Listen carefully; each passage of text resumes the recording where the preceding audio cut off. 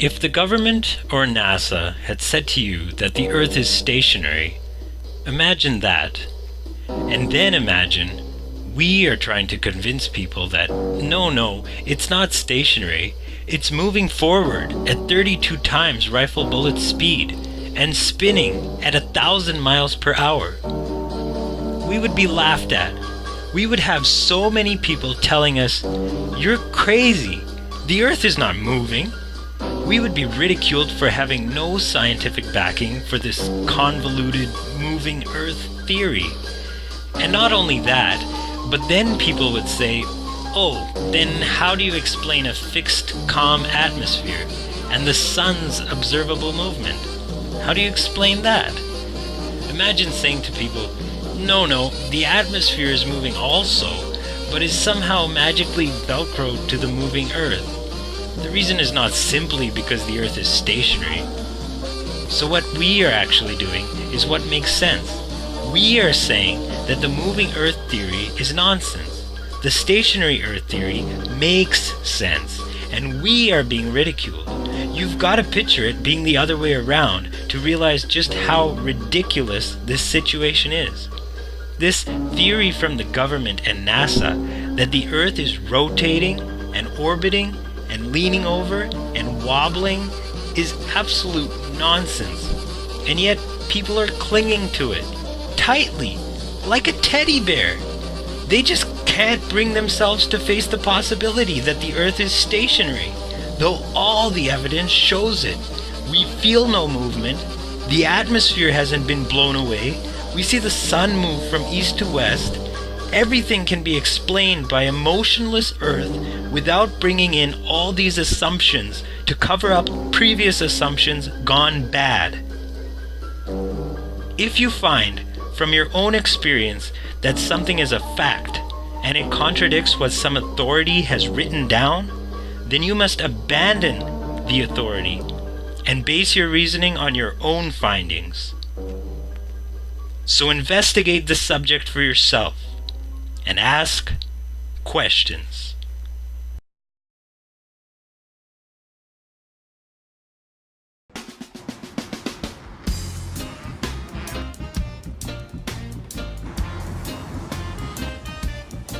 There it is. Check it out, guys.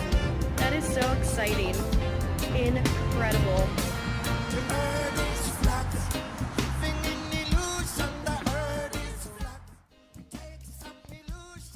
Hello my friends, I'm Kyle Thompson. This is Research Flat Earth. And as always, welcome back.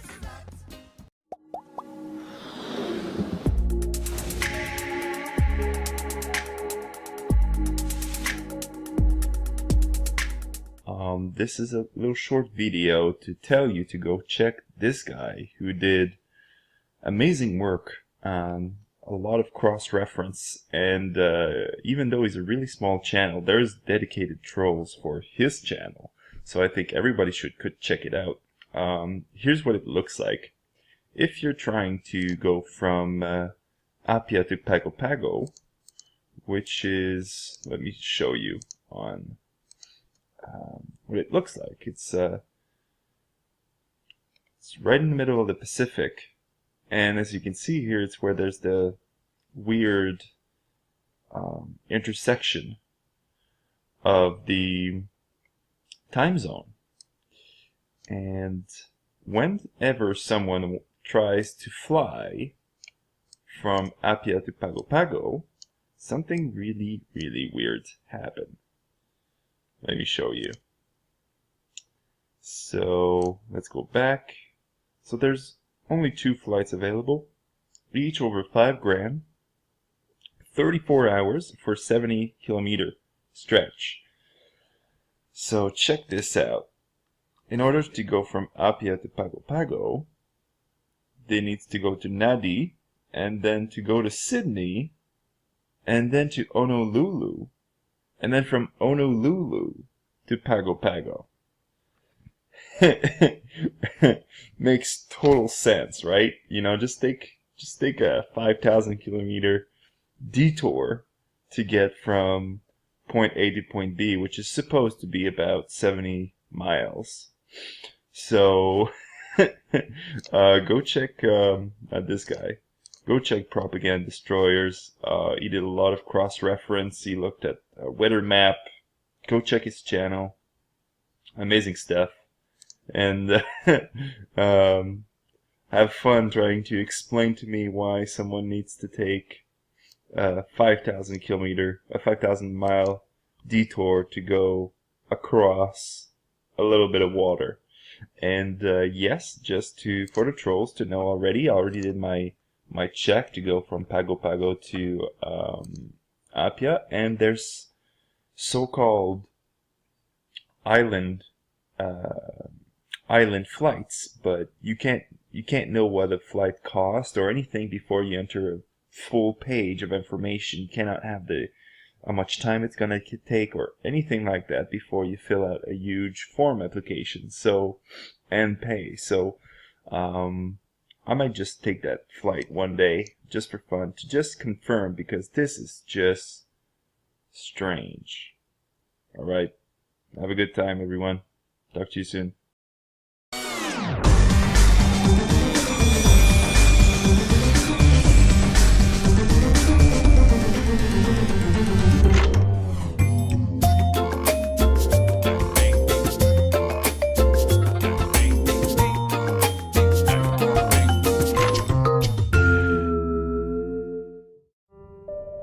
Sometimes a great discovery is a new perspective on the universe we thought we knew.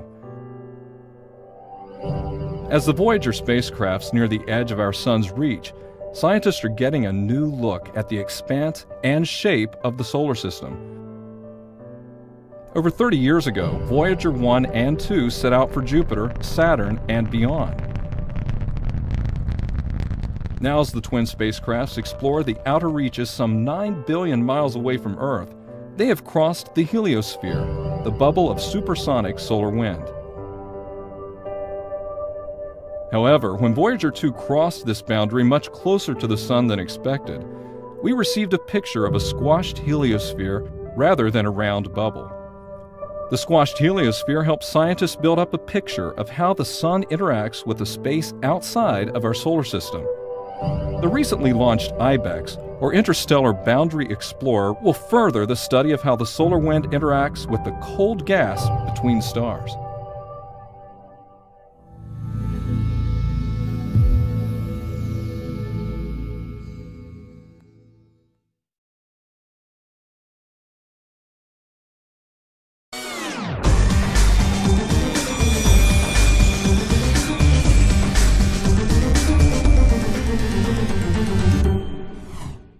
Now, folks, my interview with this pilot stunned me, because he confirmed what happened in the Arctic. He also confirmed the Antarctic story, and he said, listen, he says, True, you don't want to know what happens when you go across this particular mountain range at the end of the Earth. He called it the end of the Earth. The end of the Earth is what he said to me in this interview in 1991. Okay, I said, is that a colloquialism? Is it a euphemism? He said, he just laughed. He says, no, I'm talking literally. Douglas. Yeah. Look, I can explain. I'm sorry. I need to see you. Meet me in Fuller's office. I know the truth. Where are you? You could call it the end of the world.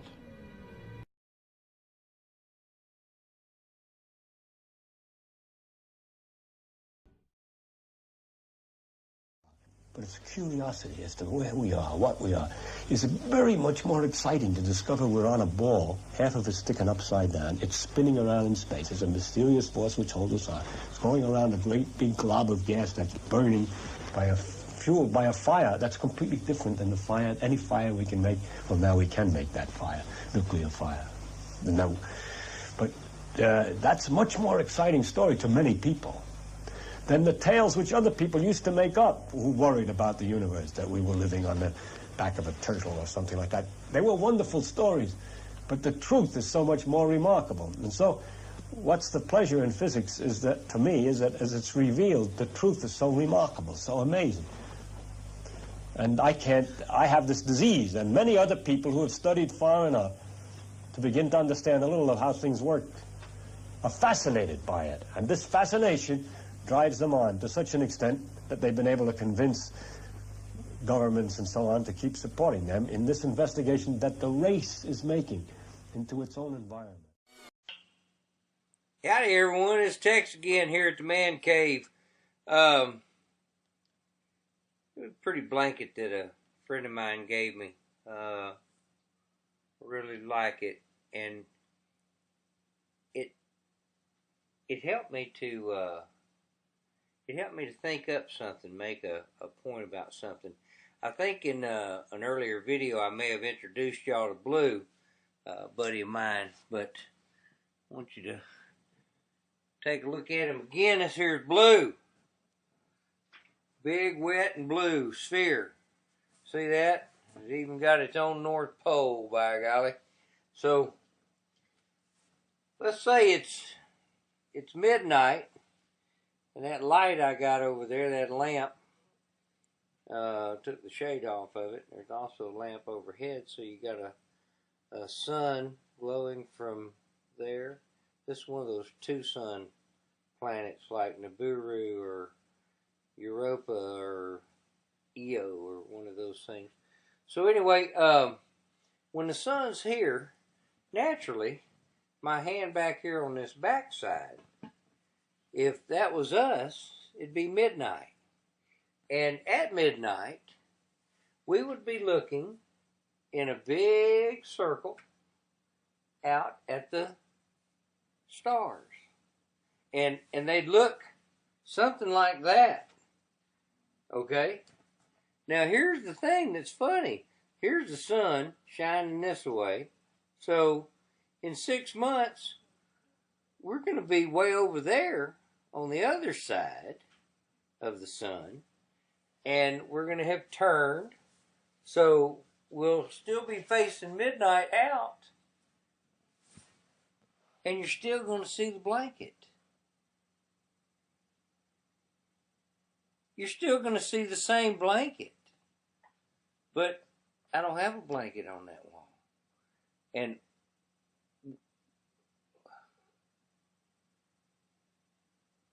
y'all help me figure this out.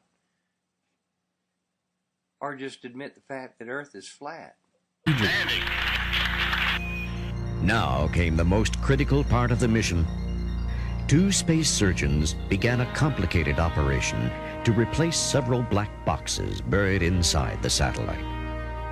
After slicing open the skin, they disconnected hundreds of wires and then reconnected them, using the cargo arm as a moving work platform. Got these wires to pick this guy up here. Okay, that's it's a little bit more. So we can see your hand now. See if we can see your thumb. Okay, well that's a good scan of it. Yeah, I got the M cut just now to get. We can see your hand now? We can see your thumb? Watch again at this pressurized glove as it bends just like a normal thumb would. It's a little bit more. So we can see your hand now. See if we can see your thumb. Okay, well that's a good scan of it.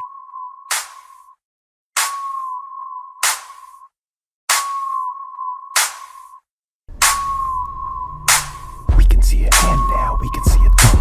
We can see your hand now, we can see your thumb. You think I'm really stupid, but I'm really not that dumb. You call yourself scientist, I call you filthy scum. Well, hi folks, hope you're well. It's Saturday the 14th of Jan. I've really been dreading doing this video, quite frankly, because it is an absolute minefield. For various reasons. One is that you can get terribly bogged down in the science of it all, number one. Number two is there's a hell of a lot that you have to undo. Because the subject of tonight's video, before you turn off, in utter disgust and oh, not another one, is the fact is that we live on a flat Earth. A plane, not a planet. Okay, a plane, a flat sheet. Okay. And so it's a tough call, because we have all been, of course, been brought up with this. And the other one I've been dreading is that I am not going to get into a debate about this with those with an opposing view. This is not the purpose of the video. You can hold any view you like, my old son, as they say. I am simply putting forward my beliefs for your delectation. They're not coming forward to you seeking your approval, your endorsement, same thing, your ridicule, your scientific arguments. I don't care about what books you've read. I don't care how many letters after your bloody name you have. We all have them. I don't care. Because I stopped caring what other people think about me a long time ago. Because I find it a restrictive practice in my development. You see, the freedom that you enjoy, the moment you don't give a shit what other people think about you folks, it's a revelation. It truly is. It's a breath of fresh air. You've broken the chains that bind you. What will my mum say? What will my brother say? What will my dad say? What will my friends and colleagues say? These oh so important are they? Fuck. People. Look, folks, to thine own self be true. Because ultimately, when you drop dead, it's only going to be you. And you'll meet your maker soon enough. Nobody, quite frankly, gives a shit. Into the Holy goes the Holy Spirit. The Father, the Son, the Holy goes. Into the Holy goes. Nobody really truly gives a shit what you think, quite frankly, my dear. And nobody truly gives a shit what I think. But it's nice to share. Maybe, just maybe, you think along the same lines as me, in which case, you know, great. At least this idiot isn't alone. Because misery loves company. But so does enlightened people. Enlightened people, you'll find, are happier people. There's none so dumb as the ignorant, and none so bloody miserable, is there? You see, it strikes me, certainly before I digress too much, that the unhappy people are the ones who are less informed about life. But that doesn't make bright people any happier, strangely enough, does it, that thought? The problem is they're believing the wrong things. And those that seek to make them believe that are laughing all the way to the bloody bank. Because they've got you, my friend. They truly have ensnared you in their net or their spider's web. Because they want you there. You're drowning, my dears, in a sea of ignorance.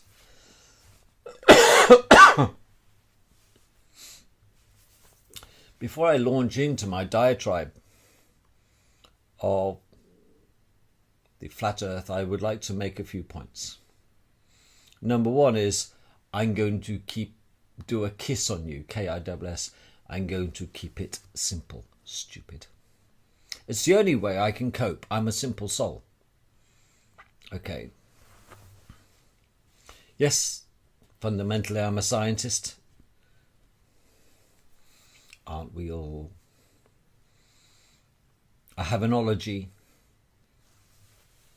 Don't we all? But before I launch, I think there's certain things that if you're going to avail yourself to some of the truths that you might be resistant, assuming you're a baller, if you believe that we live on a sphere. Don't worry. I'm not here to convince you. I'm here to say and tell you what convinced me to the polar opposite, excuse the pun, of what you believe. If you believe we're on a ball and I believe we're on a flat plane, we might have something to talk about. But sadly, this isn't a two-way conversation. I'm going to tell you why I think like I do.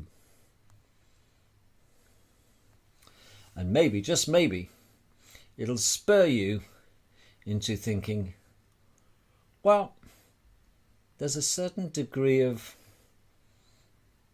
he's got nothing to gain by telling me this. That's very true. I don't have a vested interest in anything you do.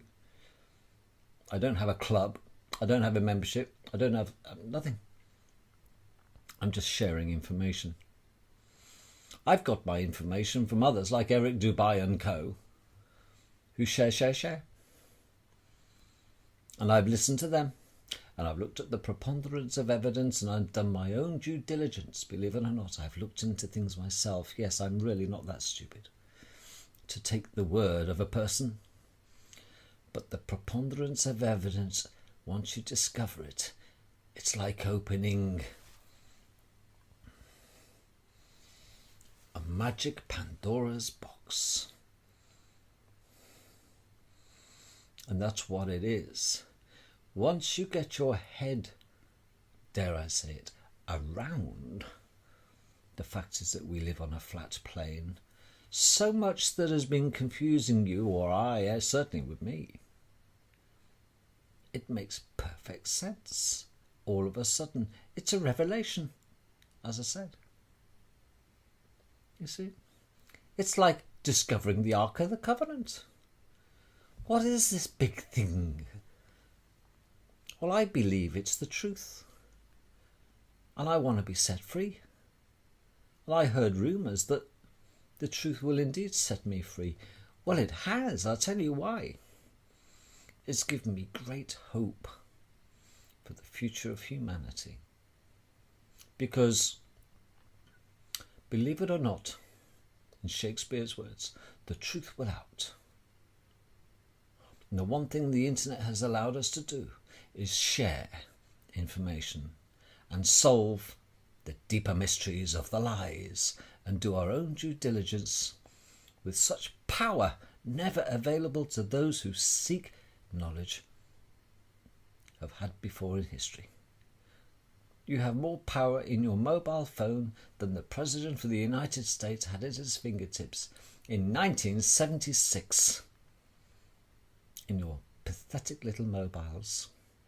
There is no need for universities anymore because we've got Google.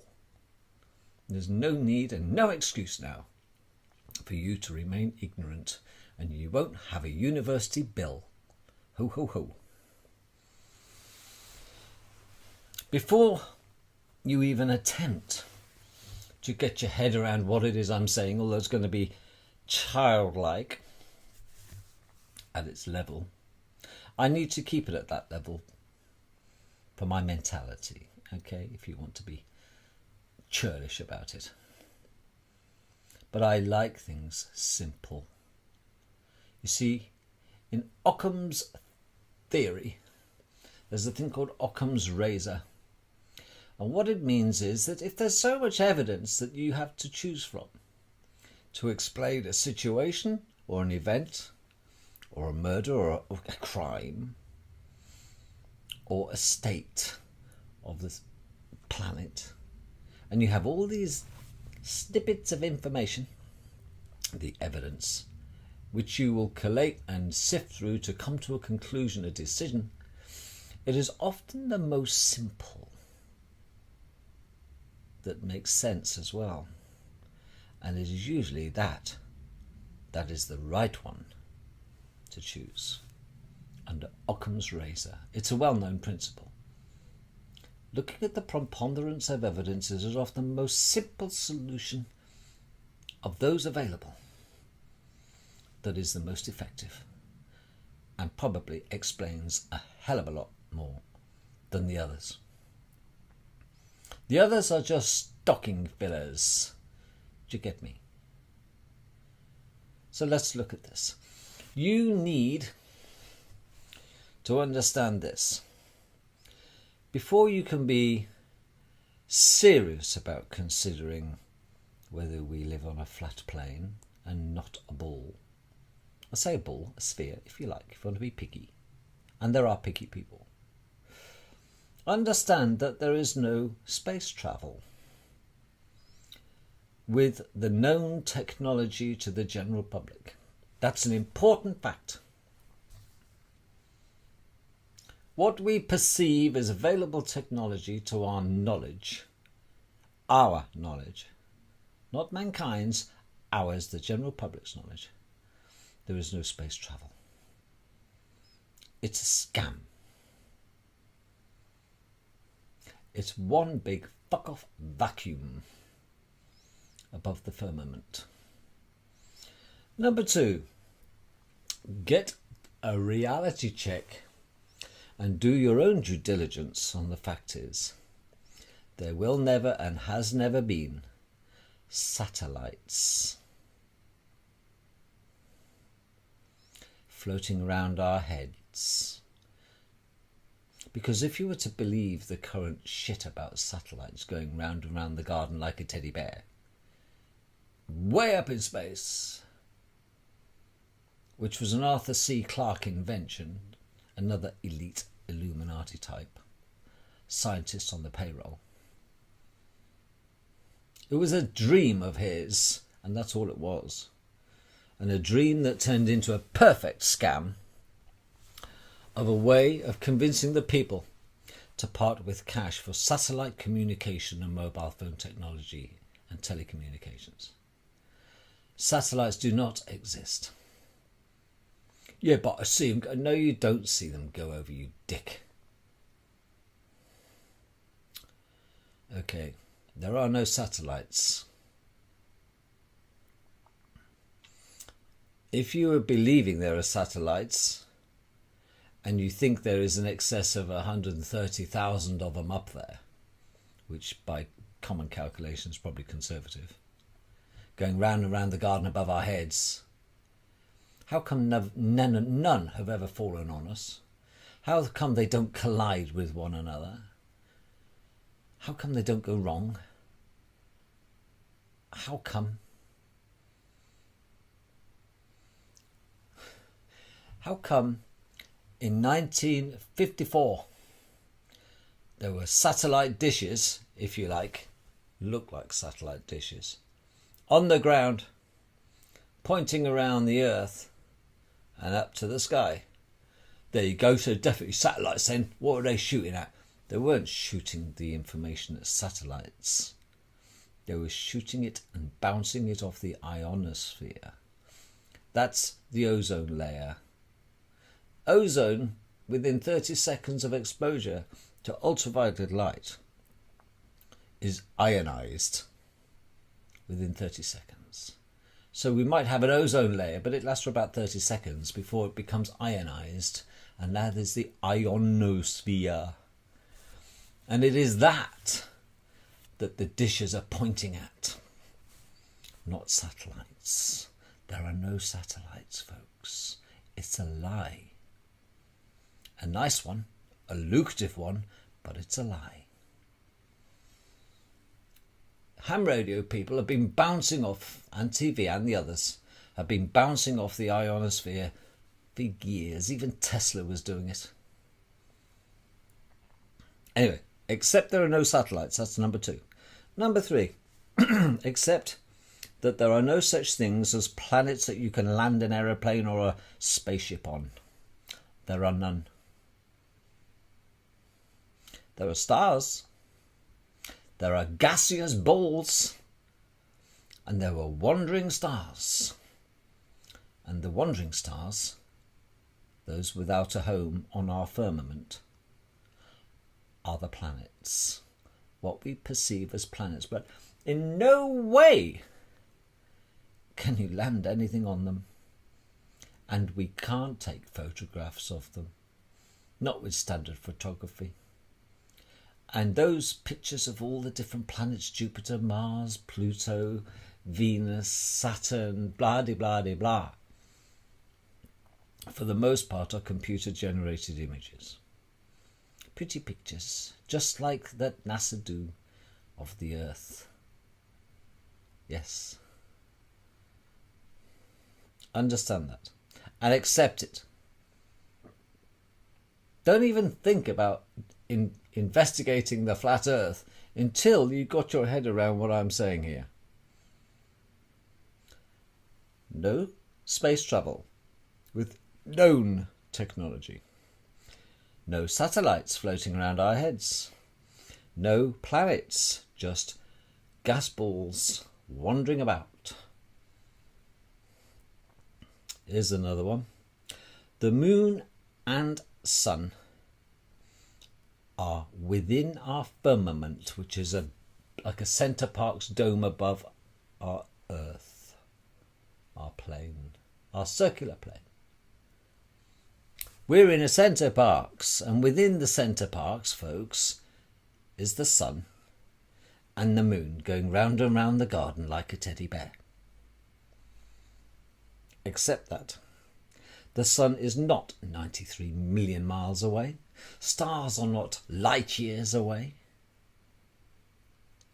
And the moon's not that far away.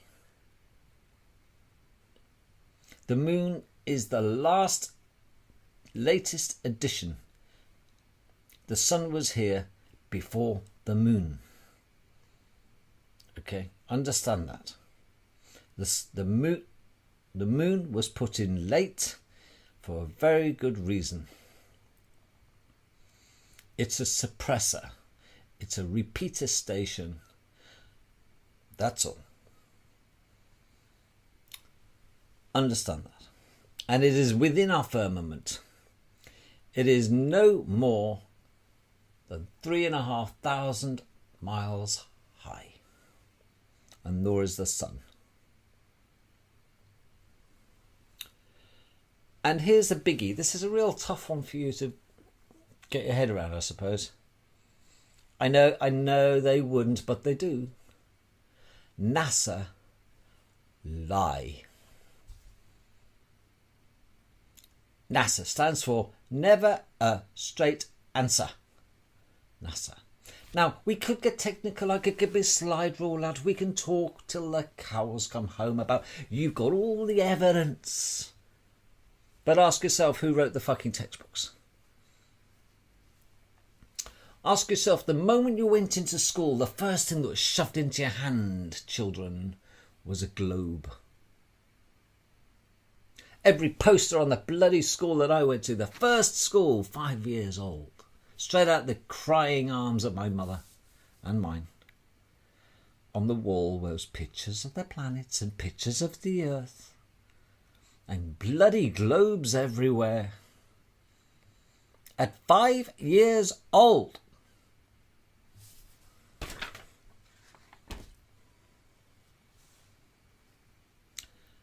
It begs the question. If indeed we are on a flat plane, and I believe we are, who gains by the deception? Who out there would lie? Well, the amazing thing in the early days, of course, it was never considered that we lived on anything but a flat plane. It was no big deal. All the shipping maps don't take into account the curvature of the world. They're flat. Okay.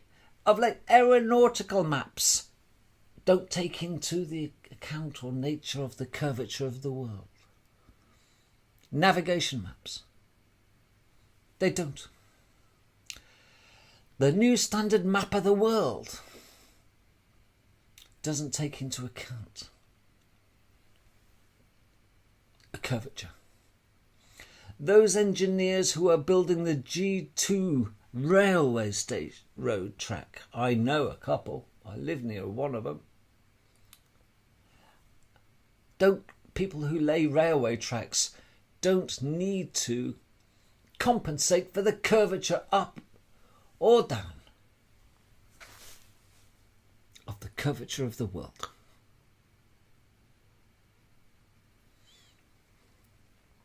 A ship doesn't have to put extra fuel in to compensate for the extra distance due to the curvature. It plots a point between 2 points and it's a straight line. And they calculate their fuel requirements. And so do aircraft. Pilots don't sit there pushing continuously forward on the stick to fly in harmony with the curvature of the earth. I know because I'm a pilot. Not to mention the Coriolis effect, which you can wax lyrical about.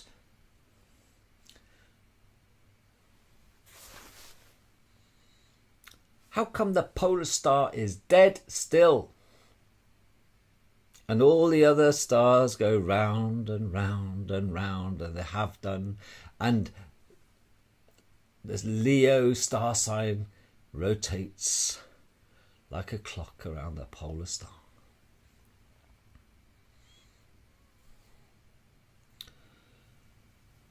So NASA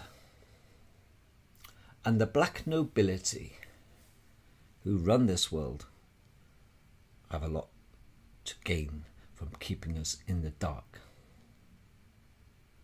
Religion.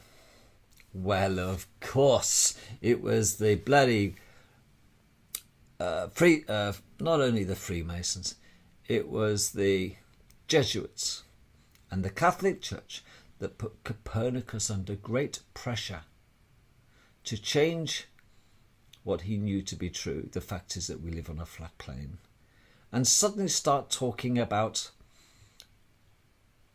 us being heliocentric. Copernicus was very straight and very adamant, a great scientist and philosopher and all the other bits. He was dead set. Everybody accepted we lived on the flat earth. And suddenly the Catholic Church had something to say about it, including the Jesuits, of course. And under great pressure and duress, he changed his mind. He must have been seriously threatened. So religion had evidently something to gain. Talk about brainwashing. Technological frustration. You see, folks, we do live on a flat plane, but they have such technology, those that seek to keep it from us. They don't want to share. It's been known about from the ancient history that is suppressed, that we live on a flat plane. I'll try and show you what my belief is here. This is a little keyring, and you can see that we have our landmass and our oceans, and around such landmass you can see a white ring. That is the Antarctic ice circle. There is no Antarctica that you believe to be seen. You just think it's somewhere you go. If you go south, that's what you hit. Folks, you can see also the moon and the sun. If I put a little light on, it might go nuts here, but can you see? And the sun and the moon rotate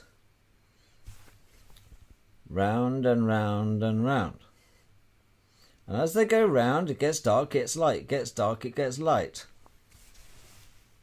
And the sun is rotating or catching up with the moon because it travels a little bit faster. Twice, 3 times a year, it catches it up and overtakes it. Do you know what happens 3 times a year? Yes, you've guessed it. An eclipse.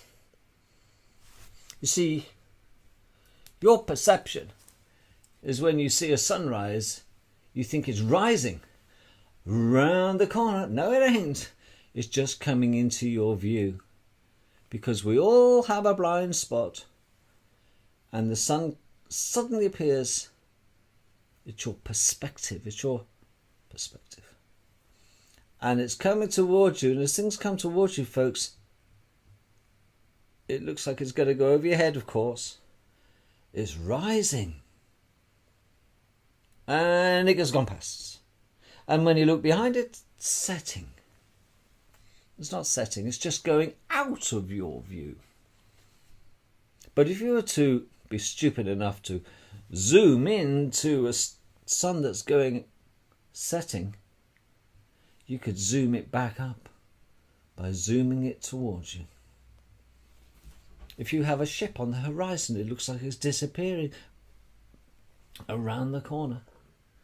But you get a Nikon P900 and you zoom in, the ship will come into full view again, even though it's 35, 50, 60 miles away. Well, if there was a curvature, there would be no ship to zoom in on, because you'd have nothing to focus on.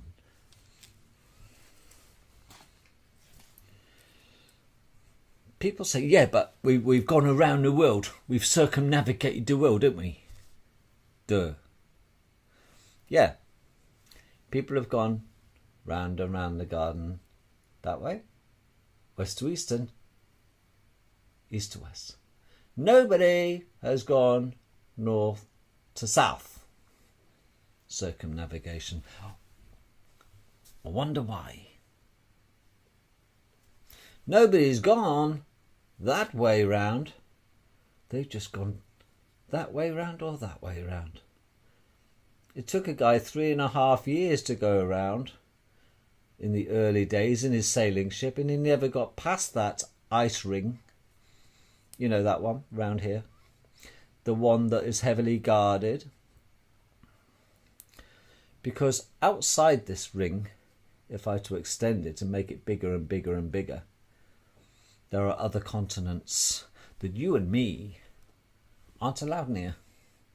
There are nation after nation state after nation state drilling for oil, drilling for gold, mining coal, mining rare earth minerals. There's a huge industry on the land masses outside the Antarctic ice circle. You don't see this advertised. Of course you don't, because it's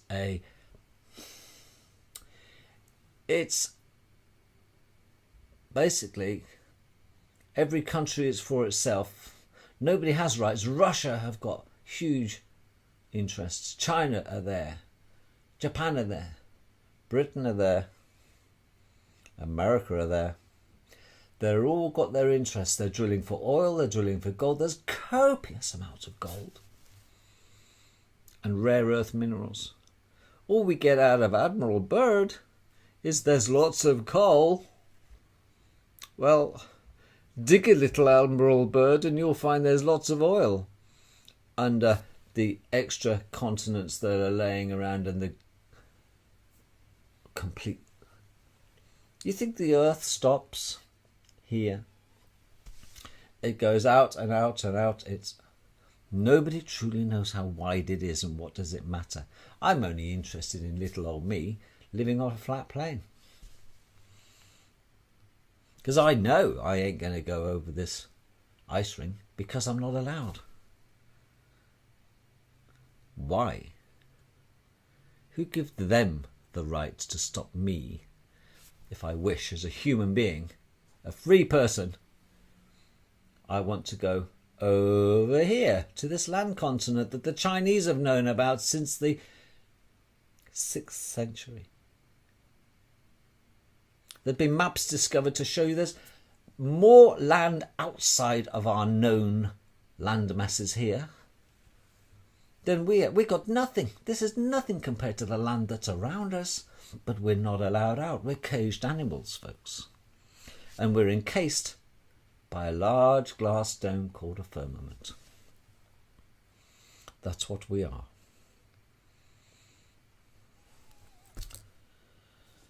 Who else gains by the deception?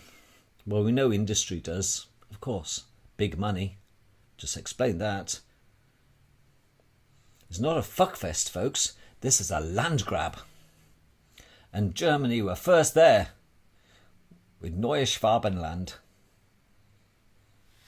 And under them land masses, folks, there is such advanced technology that has been dug up and been frozen in time. And there probably is alien technology that they're using and keeping for themselves. Of course, the Satanists gain. And we know who they are. So having said that then, I am more convinced than ever that we live on a flat plane. You can wax lyrical about the Bedford Canal, the experiment where there's 6 miles, 2 men with a theodolite looking at one another. No curvature on 6 miles. The Suez Canal, 60 miles long, I think. No curvature. You can zoom into a ship that looks like it's going over the edge. And you can zoom it back into full view. No curvature. You see? And we're not travelling around at 1,600 miles an hour. Or whatever they say it is. I don't even bother looking at the bloody numbers now. What's the point? The satellite myth, you see, that's great. It's a great money spinner, this satellite business. Do you know why? Because your mobile phone and our telephone and our television, our satellite, and our sat-nav systems, they wouldn't work without satellites. Yes, they would. They have to because there's no satellites. It's called pass the parcel. All over our land, if you can bother to open your bloody eyes, there are aerials, repeater stations, aerials, every bloody way you look. And when you go out of town, there's not that many aerials, you suddenly don't get a very good mobile phone signal, do you? But if the satellite is way up there, you should have a continuously brilliant signal. You don't know, do you? You see? It's past the parcel. You send a signal out, it hits the nearest aerial to you that's tuned into your frequency. And that sends it to its mate, who sends it to its mate, who sends it to a central collection point, a hub. And that hub sends it down fibre optic cable, maybe, if you're phoning abroad, under the sea. And they've been laid since 1956. Miles upon miles upon miles, like a network, a spider's network under our oceans. And they're that thick. And one tiny hair-like fibre can carry thousands of conversations. How do you think a country like Japan or China can just switch off the internet if they wished to stop their viewers looking at stuff we can look at? Oh, it's very simple. They turn the fucking repeater station off. There's nothing to talk to. They go la. They go deaf. And they can switch it back on.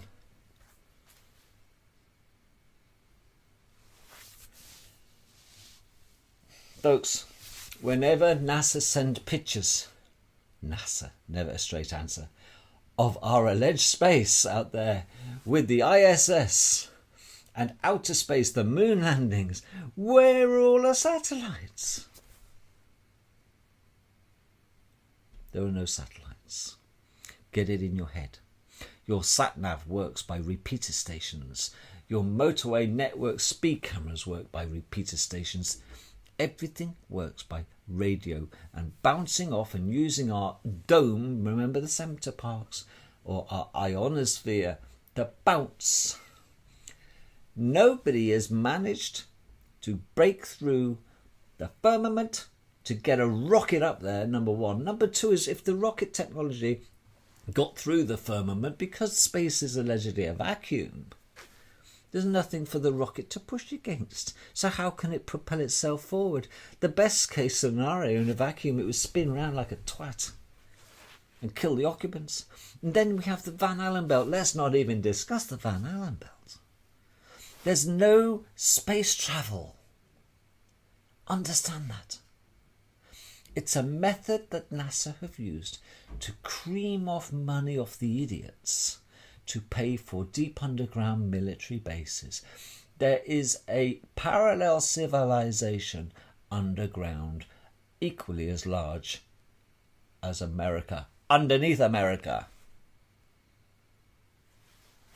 And it ain't for you and it ain't for me. It's got high speed travel. It's got such technology. They keep it for themselves. We are here at their bidding to serve them. It is them who want to keep it suppressed. It is them who are feeding us full of shit about the occasional picture of Mars. For Christ's sake, we can't get stuff right on this planet. How? We can't take a proper photograph of the Earth? Yet they send back pictures from millions and millions and millions and millions of miles away from fucking Mars. Are you having a laugh? It's a bit like the cobbler's children have no shoes, don't you think? Of course we live on a flat fucking Earth. Finally, you want to know why the tides are not affected by the bloody moon? Another scam and a lie. Because our seas are all connected. And they, if you look in the Bible, and I ain't a religious freak, you don't need to be, there is in the deep oceans of our world a layer of supersaline. And twice a day that rises and sinks. Supersaline and normal saline won't mix. So as the supersaline comes up, like you're breathing, the tides come in. As the saline comes down, the tides go out. Simples. But it's not. It's the moon. That is, it's the moon, you moron. Well, listen then. If it's the moon that affects the tides, why doesn't the tides make the non-saltwater lakes of our world have tides? You see, I go fly fishing at Grafham Waters in Cambridge, which is pretty big. And I don't have to worry about the water rising and falling twice a day because it's the moon's coming around. And it's the tides coming in and the tides going out. Even the huge lakes of our world, the freshwater lakes of our world, don't raise a bloody millimetre when the tides are coming in and out. How come the moon doesn't affect them? It's nothing to do with the bloody moon, the tides. If you want to know the truth, the sun probably has a little effect on it, but not the moon. The sun is no more than 3,500 miles high, and nor is the bloody moon. The moon is a disc. It is a flat disc. It is not a bloody ball. But I just want to look at the flat earth. I'm still trying to get my head around it, folks. I'm still learning. I'm still listening to Eric Dubay. And I'm still looking at the preponderance of evidence. But I'm convinced more than ever now. I am not embarrassed now. I've got past that point. I've come out, if you know what I mean. I've come out. It's about, I'm gay. I'm not gay. But I've come out. I'm a flat earther. I'm proud of it. Absolutely. Because I ain't no sheep. And I ain't no dickhead. And if you want to carry on being a baller, you be a baller. It is not my business to convince you of otherwise, because you're perhaps not ready yet for the shock that you've been lied to by the governments of the world. And it's been international deceit. Maybe you're not cooked yet. Do you know what I mean? Come on, folks. Get real. The stars aren't light years away. I can video stars with my Nikon P900. They look fucking close to me. And if they were trillions and trillions of light years away, I wouldn't be able to see dick. But I can spot them. And I can look at different colours. And they're little dancing mazes for me. They're little magic little things. And every one of them is unique. Don't give me the northern light shit. Don't give me the southern hemisphere, northern hemisphere. There's no hemispheres, for Christ's sake. We're on a flat plane. Hemisphere is half a sphere. We're not on a sphere. We're on a flat plane. Get it into your head. Nothing you say will convince me otherwise. Over to you to do your own due diligence. For me, I'm going to go look at my new standard map of the world and marvel at how it is that they've pulled it off on the world's population so beautifully to treat us like fucking morons. Not me. If I say that the world is round and someone else says it's flat, that's worth reporting.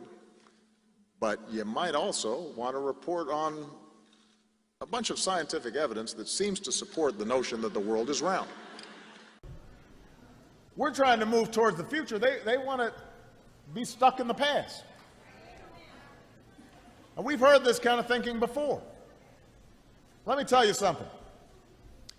If some of these folks were around when Columbus set sail,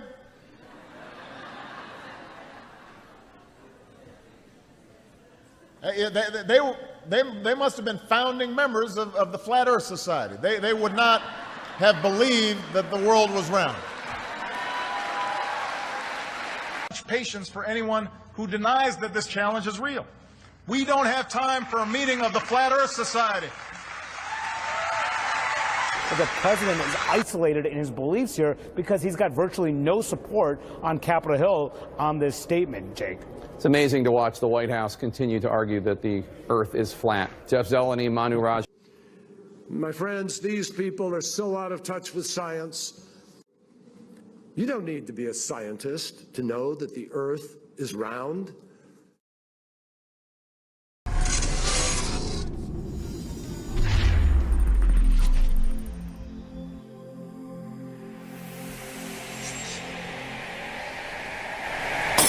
If you did like this video, give it a thumbs up, and if you didn't like it, give it a thumbs down. If you haven't subscribed, hit the red subscribe button. Also click on the little bell icon to get notifications of my Flat Earth videos, which I upload every day.